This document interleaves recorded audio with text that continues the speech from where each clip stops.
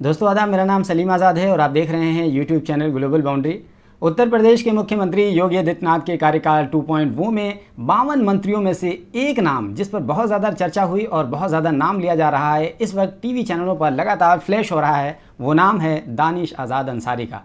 जी हाँ, इस वीडियो में आज हम आपको बताएंगे दरअसल दानिश आज़ाद अंसारी कौन है, क्या करते हैं, कहाँ के रहने वाले हैं, कितने साल के हैं, कहाँ की तालीम हासिल की, वगैरह वगैरह। तो उनके बारे में समझने के लिए आपको ये रिपोर्ट देखना होगा।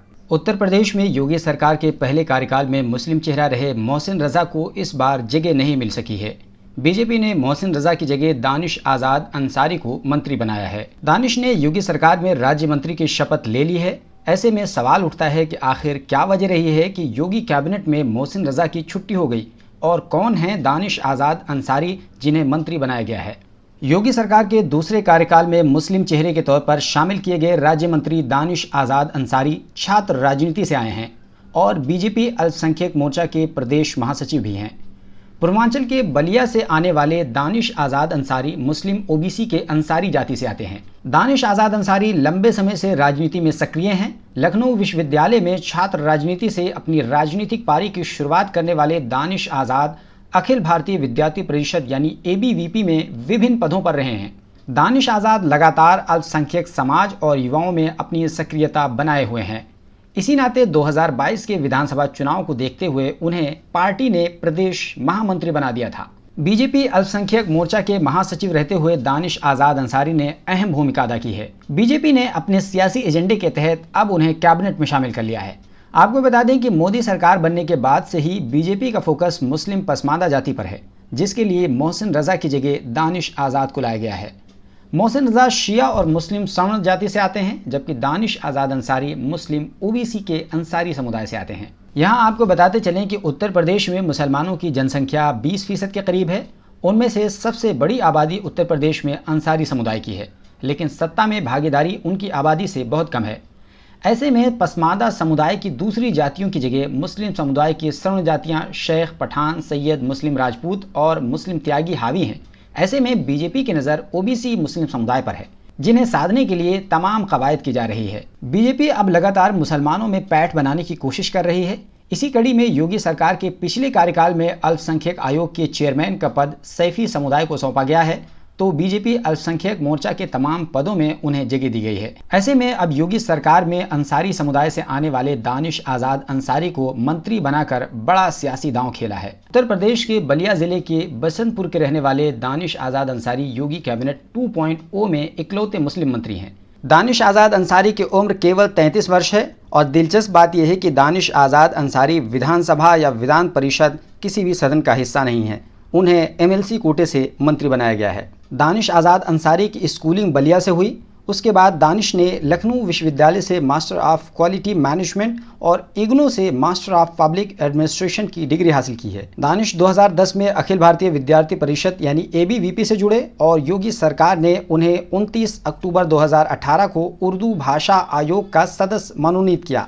विधानसभा चुनाव से ऐन पहले उन्हें भाजपा अल्पसंख्यक मोर्चा का प्रदेश महामंत्री भी बनाया गया और अब उन्हें सरकार में मंत्री भी बना दिया गया है। यहाँ एक सवाल है कि आखिर मोहसिन रजा की छुट्टी क्यों कर दी गई? तो उसका सीधा जवाब यह है कि 5 साल तक मंत्री रहते हुए मोहसिन रजा कोई भी सियासी प्रभाव नहीं छोड़ सके हैं। राजनीतिक पंडितों का कहना है कि मोहसिन रजा अपने शिया समुदाय को भी बीजेपी के साथ जोड़े रखने में कामयाब नहीं रह सके। इसके अलावा 5 साल तक मोहसिन रजा मुस्लिम समुदाय के बीच बीजेपी के लिए सियासी आधार मजबूत करने के बजाय बयानबाजी करते रहे। आपको बता दें कि 2022 के असेंबली इलेक्शन में मुसलमानों ने 85% समाजवादी पार्टी को वोट दिया है, वहीं बीजेपी को महज 8% मुसलमानों का वोट मिला है, जिसके चलते मोहसिन रजा की छुट्टी कर दी गई। यहाँ आपको बताते चलें कि लखनऊ का शिया समुदाय एक समय तक बीजेपी के पक्ष में वोट करता रहा है। अटल बिहारी वाजपेयी से लेकर लालजी टंडन और राजनाथ सिंह के लिए वोट किया गया, लेकिन इस बार ऐसा नहीं रहा। ऐसे में बीजेपी ने OBC मुस्लिम वोटों को साथ जोड़ने की दिशा में मोहसिन रजा की जगह दानिश आज़ाद अंसारी को कैबिनेट में एंट्री दी है।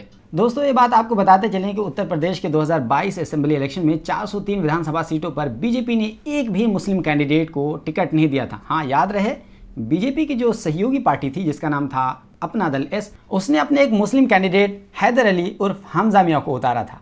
जी हाँ, कहाँ से? रामपुर की स्वार सीट से। कौन सी स्वार सीट? वही स्वार सीट जहां से अब्दुल्ला आजम यानी आजम खान के बेटे चुनाव लड़ रहे थे।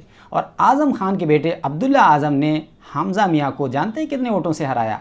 61,103 वोटों के भारी मार्जिन से अब्दुल्ला आजम ने हमजा मियां को हराया। अच्छा, एक दिलचस्प बात आपको बताते चलें कि स्वार सीट से तो अब्दुल्ला आजम और हमजा मियां यानी बेटे बेटे खड़े हुए थे, वहीं रामपुर सदर से दोनों बाप बाप खड़े हुए थे, यानी अब्दुल्ला आजम के भी बाप खड़े हुए थे यानी आजम खान, और हमजा मियां के भी बाप खड़े हुए थे, लेकिन दोनों हार गए। यानी अब्दुल्ला आजम के खिलाफ हमजा मियां हार गए और आजम खान के खिलाफ हमजा मियां के पिताजी हार गए। ख़ास बात ये रही कि अब्दुल्ला आजम ने 61,103 वोटों से हराया, लेकिन आजम खान ने एक बीजेपी के कैंडिडेट जिनका नाम है आकाश सक्सेना, उनको 55,141 वोटों से हराया। अब आप सोच रहे होंगे ये उनके पिताजी तो थोड़े थे आकाश सक्सेना। देखिए, आकाश सक्सेना जो थे वो बीजेपी से लड़े थे, बीजेपी दूसरे नंबर की पार्टी थी रामपुर सदर में, और ये जो हमजा मियां के पिताजी लड़े थे वो कांग्रेस पार्टी से लड़े थे। बेटा बीजेपी में है, बाप कांग्रेस में है। ऐसे लोग बड़े खतरनाक होते हैं, ये लोग वाकई में राजनेता होते हैं और ऐसे लोगों को ज़रूर बच के रहना चाहिए, क्योंकि इन लोगों की पर्टिकुलर कोई विचारधारा नहीं होती। ये लोग केवल सत्ता के भूखे और लालची होते हैं। वो चाहते हैं कि घर में सत्ता रहे, जिस किसी की भी सरकार। तो बहरहाल इन पूरे एपिसोड पर आपका क्या सोचना है हमें कमेंट बॉक्स में ज़रूर बताइए। हमारे चैनल पर पहली बार आए हैं तो जरूर सब्सक्राइब कर लीजिए, बगल में घंटी का आइकन बना होगा उसको दबा दीजिए, ताकि जैसे ही मैं वीडियो अपलोड करूँ फ़ौरन इसकी जानकारी आपको। Alpha hospital and trauma centre, engineering college चौराहा, सीतापुर रोड, लखनऊ।